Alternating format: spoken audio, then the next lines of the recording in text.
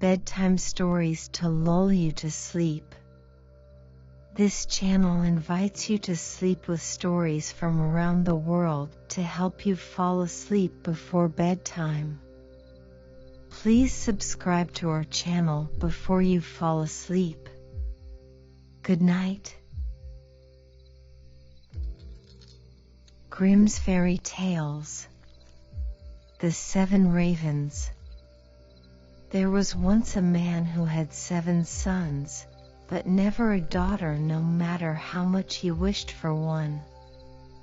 At length, his wife had a child, and it was a daughter. The joy was great, but the child was sickly and small, and so weak that it had to be baptized at once. The father sent one of the boys in a hurry to the spring to fetch water for the baptism. The other 6 boys ran along with him, and as each strove to be the first to fill the jug, it fell into the spring. There they stood and did not know what to do. None of them dared to go home. When they did not come back, the father grew impatient and said, "They have forgotten all about it in a game of play, the wicked boys."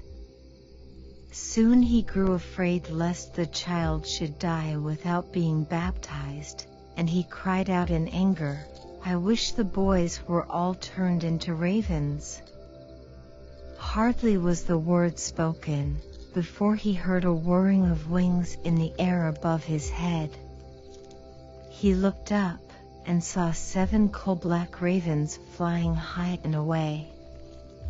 The parents could not recall the curse, and though they grieved over the loss of their 7 sons, yet they comforted themselves somewhat with their dear little daughter, who soon grew strong and every day more beautiful. For a long time, she did not know that she had had brothers. Her parents were careful not to mention them before her. But one day, she chanced to overhear some people talking about her, and saying that the maiden is certainly beautiful, but really to blame for the misfortune of her 7 brothers. Then she was much troubled, and went to her father and mother, and asked if it was true that she had had brothers, and what was become of them. The parents did not dare to keep the secret longer, and said that her birth was only the innocent cause of what had happened to her brothers. But the maiden laid it daily to heart, and thought that she must deliver her brothers. She had no peace and rest until she set out secretly, and went forth into the wide world to seek them out, and set them free, let it cost what it might.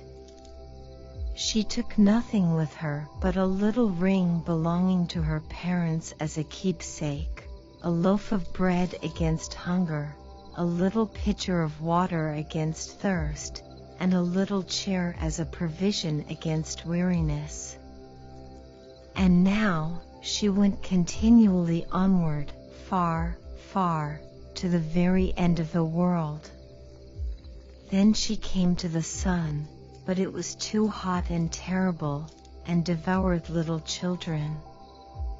Hastily she ran away, and ran to the moon, but it was far too cold, and also awful and malicious. And when it saw the child, it said, I smell the flesh of men."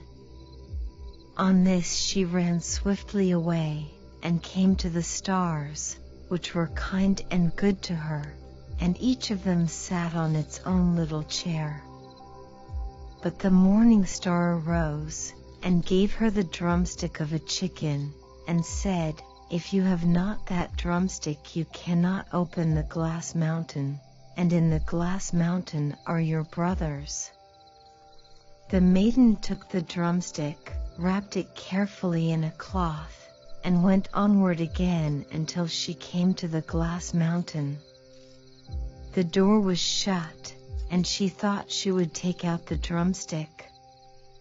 But when she undid the cloth, it was empty, and she had lost the good star's present.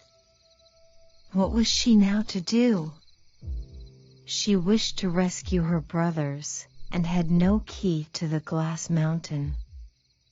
The good little sister took a knife, cut off one of her little fingers, put it in the door, and succeeded in opening it. When she had got inside, a little dwarf came to meet her, who said, "My child, what are you looking for?"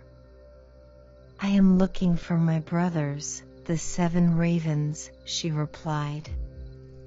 The dwarf said, "The Lord Ravens are not at home, but if you wish to wait here until they come, step in." Thereupon the little dwarf carried the ravens' dinner in, on 7 little plates, and in 7 little glasses. The little sister ate a morsel from each plate, and from each little glass she took a sip.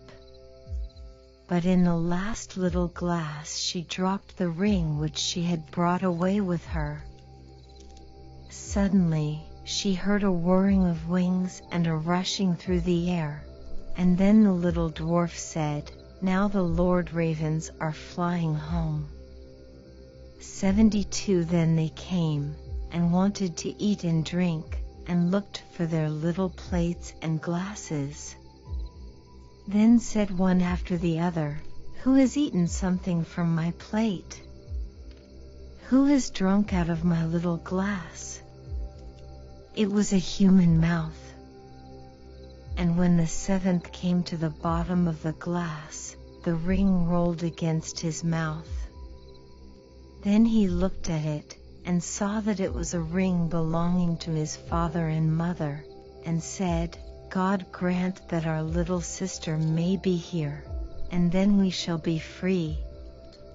When the maiden, who was standing behind the door watching, heard that wish, she came forth, and on this all the ravens were restored to their human form again.